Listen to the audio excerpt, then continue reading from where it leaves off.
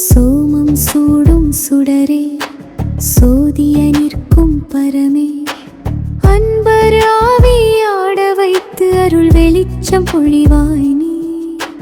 மூச்சினுள் ஓங்கி நிற்கும் மூல மந்திர சத்தியமே, ஓம் நமச்சிவாய எனும் உயிர்க்கு உயிராய் ஒலிக்கும் நாதமே.